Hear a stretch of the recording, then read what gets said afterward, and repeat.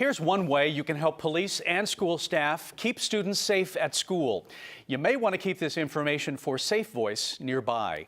This is an anonymous way to report any kind of information that school staff and/or police should have. There are a number of ways to get in touch. You can call Safe Voice at 1-833-216-7233. You can also report information online at safevoicenv.org or download the Safe Voice app. We want to dive a little deeper into this topic of weapons on campus. Joining me now is Acting Captain Roberto Morales of the Clark County School District Police Department. Welcome. Thanks for being here. Thank you, Mitch. Thank you for having me here. It was mentioned at the news conference that there have been 7 incidents just since school began of a weapon confiscated at school. That compares to 18 confiscated weapons in all of last year. So not quite at half, but clearly a trend. Is there something that you attribute this increase to? It seems like a lot in just a few weeks. What do you attribute this increase to?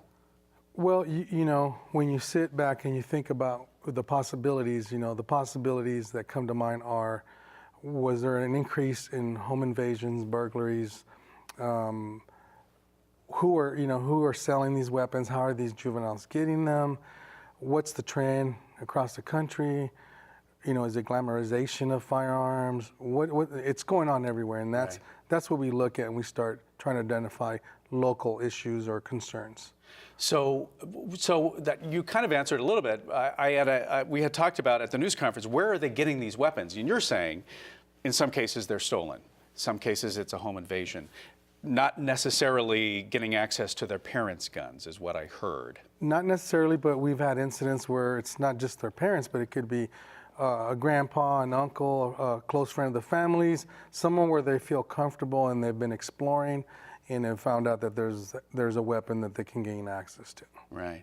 What is the thinking, since you deal with this on a semi-frequent basis, why do students feel like they have to bring a gun to school? Is it? I'm thinking self-protection, but that may not be it. That's a good question, Mitch. Self-protection could be a possibility. Fear, lack of skills on how to talk themselves out of a volatile situation, a confrontational situation, not wanting to have a conversation or not knowing who to go to how to diffuse a situation, and maybe they're just wanting attention, the negative kind. And some may want that. If it's for self-protection, though, do students not feel confident in telling the principal, telling a teacher, telling the police department, CCSD Police? Is that the fear? They just don't think I'm going to be taken seriously?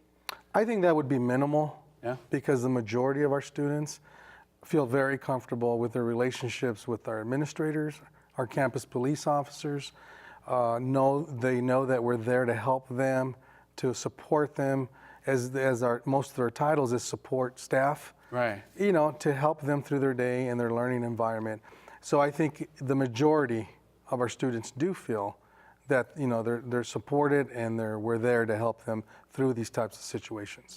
I know there is an advisory council in the works to come up with some solutions to this, and one of those, I know the district already uses metal detectors on some occasions. Tell me about that, and is that part of the answer?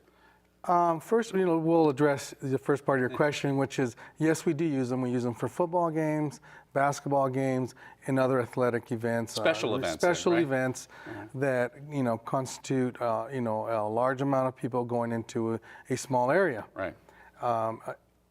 Is it the solution? I think it's a consideration in the solution process and in the variables that will ultimately be determined by the committee that you just mentioned, right? For whatever specific reason they feel it's necessary to. But I think we need to focus on what we already have there.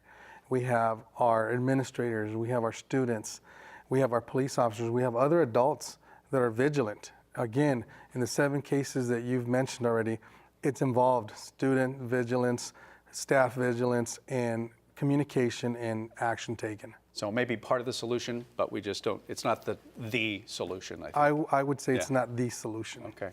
Acting Captain Roberto Morales, we appreciate your time today. Thank you.